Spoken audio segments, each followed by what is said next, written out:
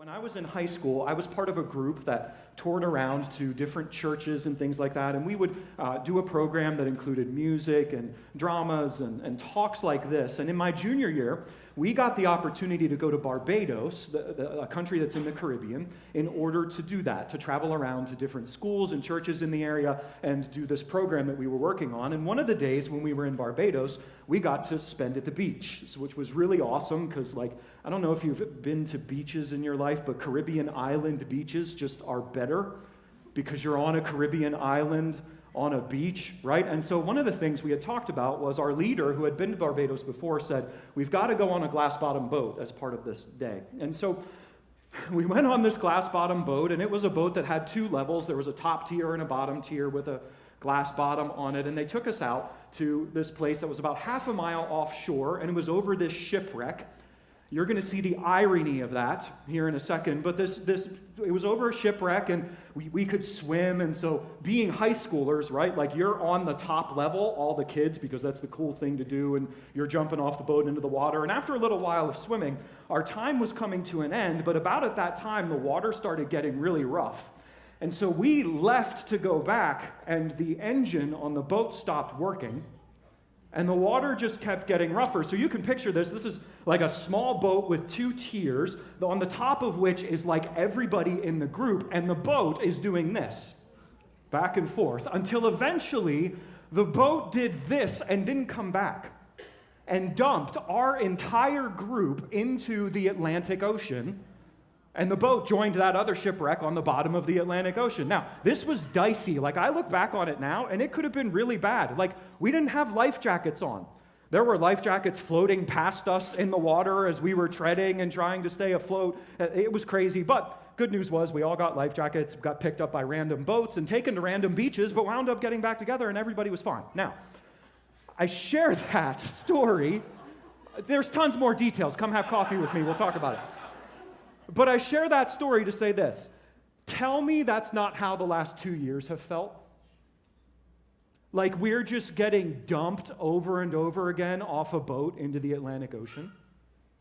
It started with COVID, and then all kinds of unrest over racial injustice, and then one of the most contentious elections that I've seen in my lifetime, which resulted in the ridiculousness of January 6th. After that came crazy inflation, which I don't know if you've been to the grocery store lately, but how many of you have been and had a heart attack? Yeah, every week, right?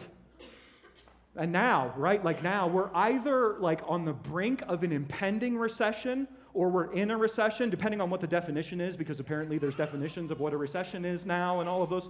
It's just over and over again. Stuff keeps coming, right? And that's just on the global and national scale. I know some of you.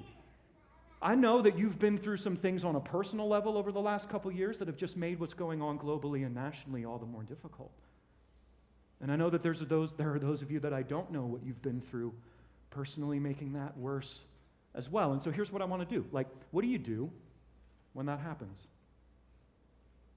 What do you do when life keeps dumping you into the Atlantic Ocean over and over and over again? That's what we're going to talk about the next 2 weeks. And we're going to talk about that by looking at two of my favorite passages from a portion of the scriptures called the Psalms. We're going to start today by looking at my favorite of those passages in the Psalms, and it's called Psalm chapter 13. And so if you have a copy of the scriptures with which you'd like to follow along, you can go ahead to Psalm chapter 13, where this is the biggest thing that we're going to learn from this psalm. I want you to know it because I want you thinking about this as we continue to talk together. Here it is. When life takes a turn, run to Jesus. The biggest thing I want you to remember today is that when life takes a turn, run to Jesus. Let's read Psalm chapter 13 together, whose author is one of the most famous kings in the history of the nation of Israel named David. And he writes this under the inspiration of the Holy Spirit. He says, "How long, Lord, will you forget me forever? How long will you hide your face from me? How long must I wrestle with my thoughts and day after day have sorrow in my heart? How long will my enemy triumph over me? Look on me and answer, Lord my God. Give light to my eyes, or I will sleep in death, and my enemy will say, I have overcome him, and my foes will rejoice when I fall. But I trust in your unfailing love. My heart rejoices in your salvation, and I will sing to the Lord, for he has been good to me. What we're seeing in this passage is that when life takes a turn, we need to run to Jesus, and we need to be honest about what we feel, honest about what we see, and honest about who God is. When life takes a turn, we need to run to Jesus and be honest about what we feel, what we see, and who God is. And so where I want us to start in that is just in our big idea. I want us to start with the reality that when life takes a turn, we need to run to Jesus. This is so important because especially when life takes a turn into suffering, it will only have one of two effects on your life. It will either drive you closer to Jesus or drive you away from Jesus. When your life takes a turn, I promise you, there is no neutral effect on you. It will either drive you closer to Jesus or further away from Jesus. And what's so fascinating about this psalm is you can see that David's in some suffering. You can see he's in some struggle. Like you can feel the pain that's in his heart. He's inviting you into the struggle and the distress that he's going through in his life. But do you notice who he's talking to? God. Like he's talking to the Lord, the triune God of the universe. David is in immense suffering, and he's running to Jesus. And what's really cool is that David is wrestling with this question that we as human beings have been wrestling for thousands of years that goes like this. How does God existing work alongside the existence of evil and suffering? Like especially the God of the Bible, like how does an all-powerful, all-good, all-loving God, how does that God exist alongside evil and suffering? You can see this struggle in our culture all the time. You can see it as recently as 2016 in a superhero movie called Batman vs. Superman. And in that movie, one of the villains, Lex Luthor, is talking to Superman, and he says, I learned a long time ago that God cannot be all-powerful because if he's all good, he'd use his power to immediately stop suffering. But I also learned that if God is all good, he can't be all-powerful because he doesn't have the power to immediately stop suffering. Like, do you see the tension there? I think it's a tension that every single one of us, if we're honest, have felt at some point in our lives. And what's fascinating is that tension, when we enter suffering, when we see evil, that tension has the potential to drive us away from Jesus. I've seen tons of people, even Christians, be so driven away from Jesus that suffering and evil sees them result in not believing in a God at all. And it breaks my heart to see that, because when our lives take turns and they drive us away from Jesus, it's driving us away from the solution. When you're struggling, when you're suffering in life, and that drives you away from Jesus, it's driving you away from the solution to your problem. Abandoning your belief in God when faced with suffering doesn't help you at all. Let me see if I can explain it this way. Martin Luther King Jr. argues in his letter from a Birmingham jail that the only way that we can claim that a human law is unjust is if there is a higher divine law from God. Because think about it, if there is no God, if there is no higher divine law, then you can claim that something is unjust, you can claim it's unnatural or wrong, but the only basis you can claim that on is your feelings. And what makes your feelings more prominent or more true than someone else's feelings on the matter? In fact, if you press that a little bit more, if there is no God, if there's no higher divine law, then what reason do we have to look at any historical event like the Holocaust or slavery? Like what right do we have to look at any historic event and say that those things were wrong either if there's no higher divine law? Because if there is no God, then violence is natural. There's nothing more natural than violence and suffering if there is no God. That's how our universe got here. Survival of the fittest, natural selection. If you can't hack it, you're going to die. Like that's the foundation of our universe. See, if there is no God, if suffering or evil drives you to a point where you don't believe in God anymore, then you can have the feeling that something is wrong or it's evil, but it's just that. It's a personal feeling. If there is no God, on what possible basis could you argue that what's natural in our world is actually unnatural? So you see, if you don't believe in God or you let life's turns push you away from Jesus, then suffering is just as big, if not a bigger problem for you than if you believe that there's a God. Now, don't mishear what I'm saying. Evil and suffering is definitely a problem for people who believe in God. It's even a bigger problem for Christians like me. But what I'm saying is that not believing in God letting evil and suffering drive you away from Him doesn't solve the problem. It just creates another one. So what I want to do this morning with us is I kind of want to walk through this psalm to show you that one of the reasons you should run towards Jesus is because He has the best solution and way for you to walk through suffering in your life that no one else can offer you. You can see this right away in our passage in verse 1 where we read, "How long, Lord, will you forget me forever? How long will you hide your face from me? How long must I wrestle with my thoughts and day after day have sorrow in my heart?" When life takes a turn, we need to run to Jesus and be honest about how we feel.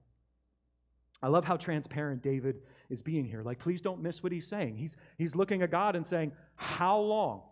Like, how much longer are you going to leave me alone? He feels abandoned by God. He feels like God has left him. He feels like God isn't being who God has said He would be. He feels like God has failed in all of the promises that He has made to David, but he's being honest with God. And that's really important for us to realize, especially as Christians, because I think we get into the mindset that some of the things that we're reading here, for some reason, are like we need to put on a front with God. We need to put on a face when we go to God, because for some reason we feel like these kinds of feelings are either immature or unfaithful for us to have. And so when we go through a season of suffering or our life takes a turn, we'll go to God and we'll go to people and we'll put on this face that's like, yeah, God, everything's cool down here. Everything's good. Don't want you to think I'm immature or that I don't have faith in you or anything like that. When what we see over and over again in the Scriptures, not just here, but over and over again, is that people are willing to go to God and be completely honest about how they're feeling.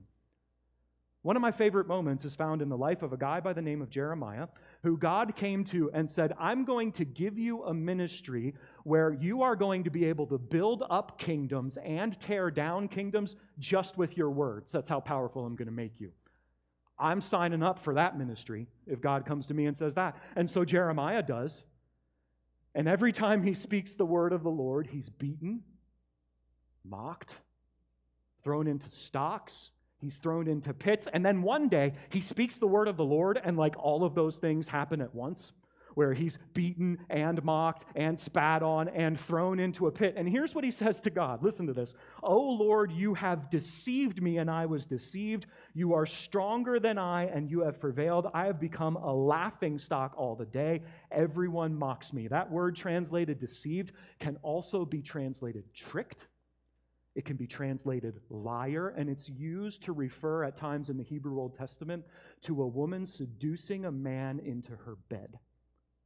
Jeremiah just looked at God and called him a liar, a seducer, a deceiver. He's being honest with God about where he's at and what he's feeling.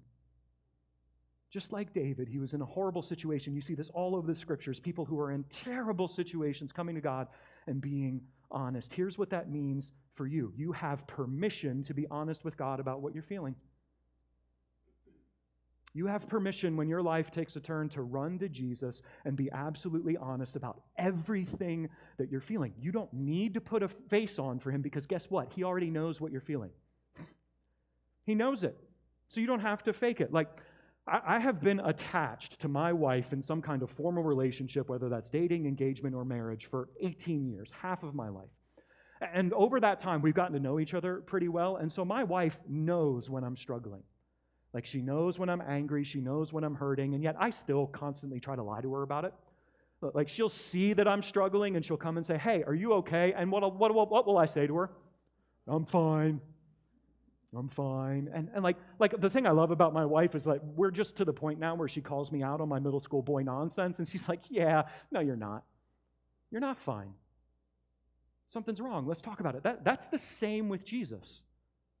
He can read you like a book because He wrote the book that you are when He created you. So there's no point in hiding what you're feeling from Him. There's no point in putting a face on. When your life takes a turn, run to Jesus and be honest about what it is that you're feeling.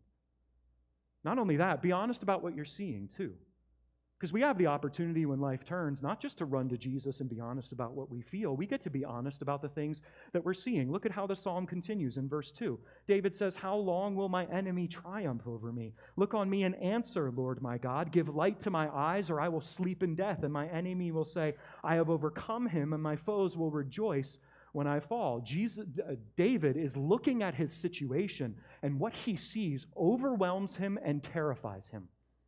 He's looking at God and saying, my enemies are closing in around me. They're going to triumph over me, and they're going to revel in that triumph, so much so that David looks at God and says, if you don't show up right now, I'm a dead man.